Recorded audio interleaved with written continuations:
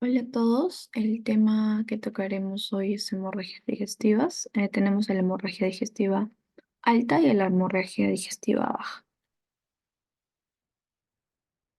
Bueno, en el índice vamos a tocar el concepto, la epidemiología, la etiología, el cuadro clínico, las exploraciones complementarias, los diagnósticos, el tratamiento, el pronóstico y la prevención. Bueno, en cuanto a la hemorragia digestiva alta, Eh, es la que va a tener su origen en una lesión situada por encima del ángulo de Trace, ¿no? En cuanto a la epidemiología, bueno, la incidencia anual es de 50 a 150 casos por 100.000 habitantes, ¿no? Es una urgencia muy frecuente.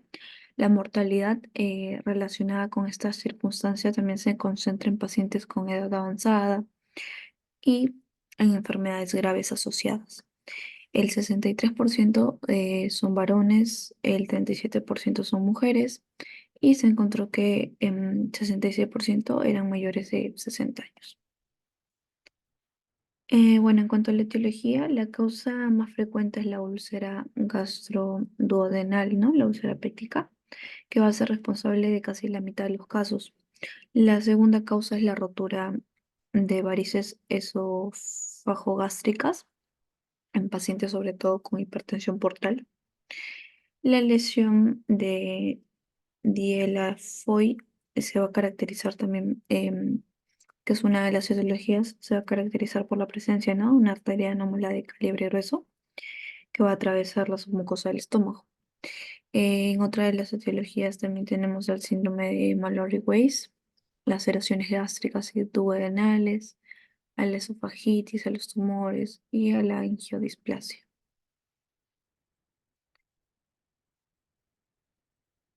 Bueno, en cuanto al cuadro clínico, puede haber hematemesis, ¿no? Que son vómitos de sangre fresca que va a estar digerida según el tiempo que transcurra entre el sangrado y el vómito, ¿no? Puede ser roja o de pozos en café, pero sobre todo de sangre fresca, ¿no? Puede haber con contenido bilioso también.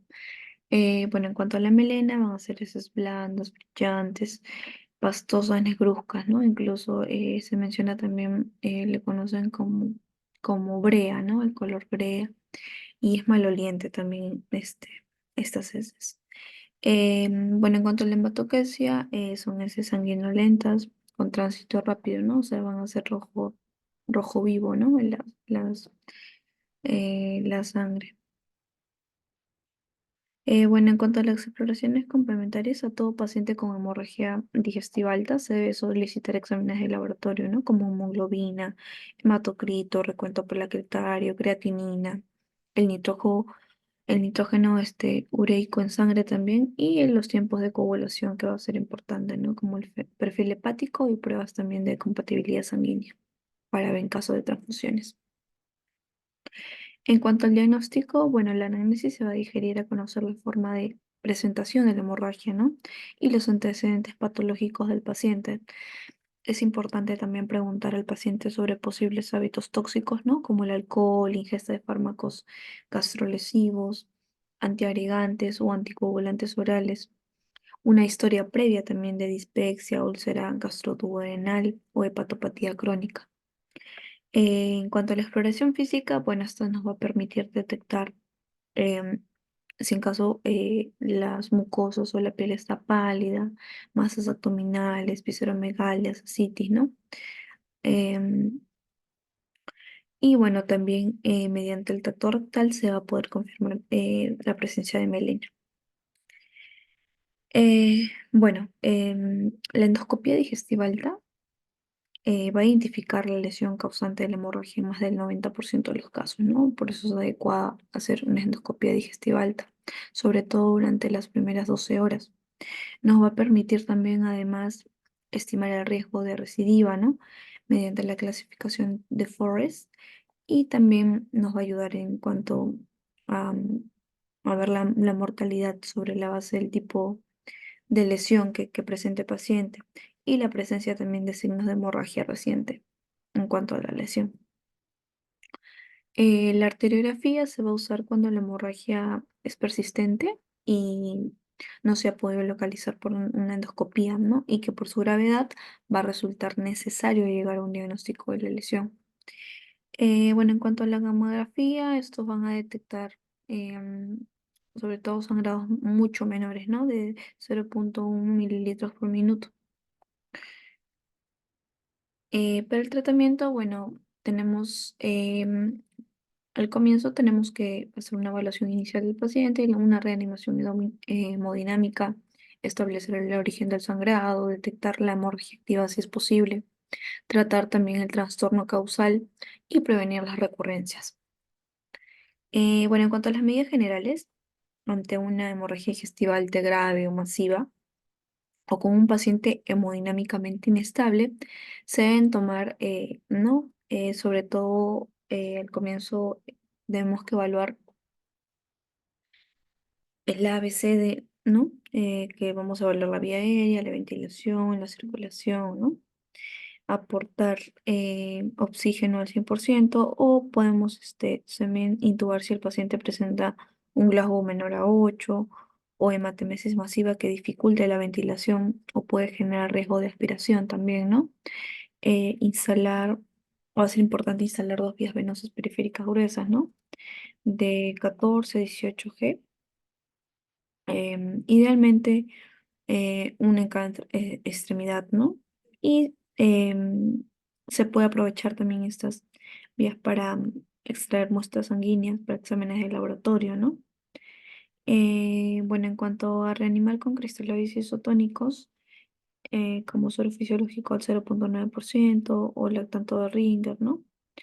Em, y bueno, en caso que no responda a cristaloides, se puede indicar coloides artificiales, ¿no? Ya que aumenta la expansión del plasma con poco volumen y van a disminuir el riesgo de sobrecarga hídrica también.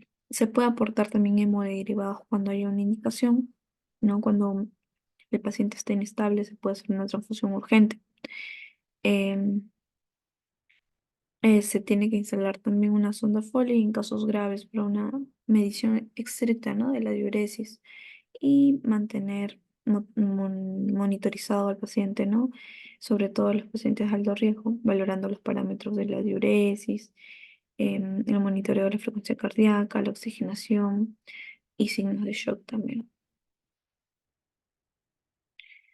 Bueno, según la causa, va a haber tratamiento específico, ¿no? En la lesión hemorrágica, ¿no? Según una de las causas puede ser, vamos a tratar las varices esofagástricas o gastropatía de la hipertensión portal, úlcera péptica gastroduodenal, síndrome de Mallory-Weiss, esofagitis, la lesión de Dioula-Foy, tumores, ¿no? Etcétera. Bueno, en cuanto al pronóstico, la recidiva y la hemorragia es el principal pronóstico de mortalidad en sí. Los pacientes mayores de 60 años tienen un mayor incidencia de recidiva de la hemorragia, ¿no? Y también de la mortalidad de un 14 a 39%, mientras que los pacientes menores de 60 años prácticamente va a ser nulo esta incidencia. Bueno, en ausencia de signos de hemorragia reciente, el riesgo de recidiva es mínimo, ¿no? Situado alrededor del 2%. Y uno de los índices pronósticos más conocidos, que es el de ROCAL, va a combinar cinco variables, que va a ser fácilmente, ¿no? Obtenible al ingreso, como es la edad, el estado hemodinámico, la presencia de enfermedades graves asociadas, el tipo de lesión responsable también de la hemorragia y la presencia de signos de hemorragia reciente. De acuerdo a esta puntuación del índice pronóstico de ROCAL, em, va a haber un sistema de puntuación, ¿no? Que se puede certificar a los pacientes con hemorragia digestiva alta, em, en riesgo de recidiva de la hemorragia y mortalidad bajo, intermedio o alto, ¿no? También cómo determinar las necesidades asistenciales y la duración del ingreso también, ¿no?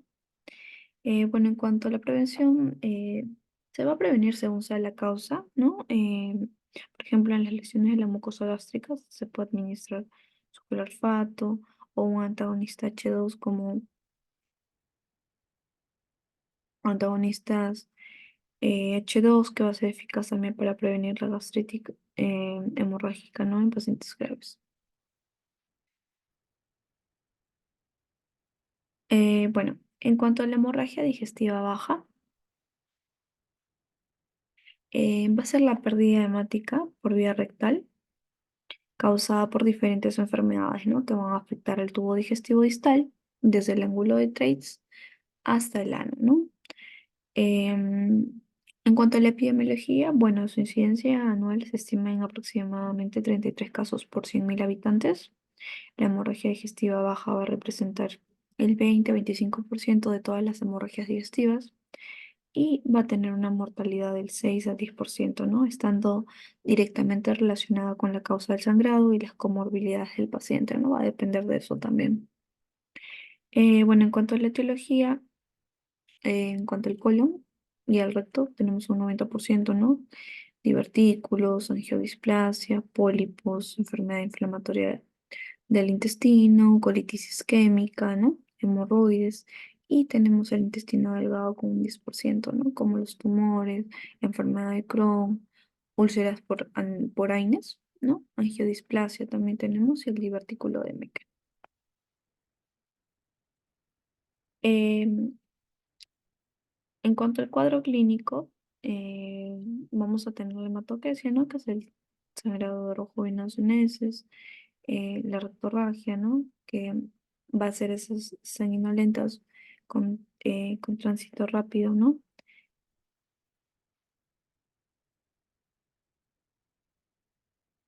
Con tránsito rápido en cuanto a la hematoquesia y la rectorragia, ¿no? Sangre rojo vivo que va a salir del recto o del ano. Bueno, en cuanto a los aspectos de las heces, en esta hemorragia digestiva baja va a depender de algunos factores, ¿no? Como la velocidad del tránsito intestinal, ¿no? Como en el caso de la hematoquesia, y el volumen de extravasación sanguínea también. Bueno, en cuanto a las exploraciones complementarias y el diagnóstico, tenemos la rotoscopía que nos va a permitir descartar hemorroides y fisuras anales, ¿no? Como causa de la rectorragia, así como otros también localizados en el recto, ¿no? Como neoplasias o úlceras. La colonoscopia va a ser, se va a considerar, ¿no? La exploración inicial de elección para el diagnóstico por la sensibilidad y su seguridad, ¿no? Em, Radioisótopos, bueno, esta mamografía con pertagnato va a detectar la presencia de mucosa gástrica ectópica, ¿no? Y va a ser la técnica sobre todo de elección para el diagnóstico del divertículo de Meckel. La arteriografía, bueno, puede también demostrar extravasación de contraste cuando existe una hemorragia activa, ¿no? Con un débito superior al 0,5 milímetros por minuto.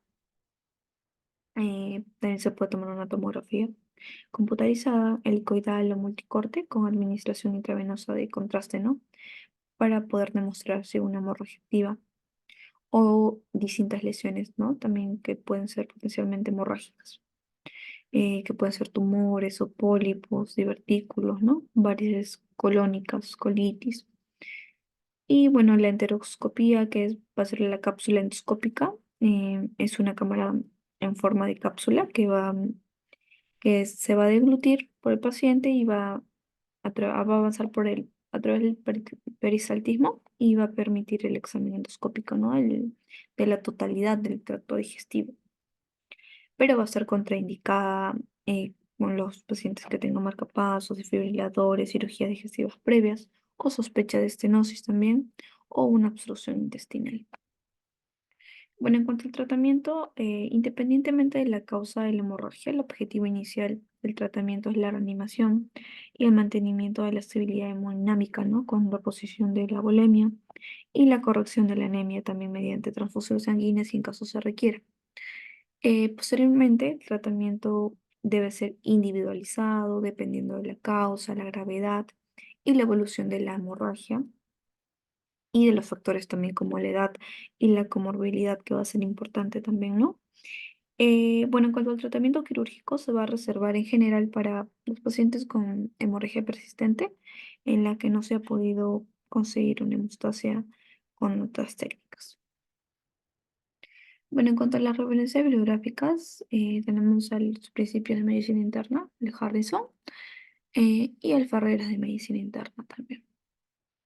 Muchas gracias.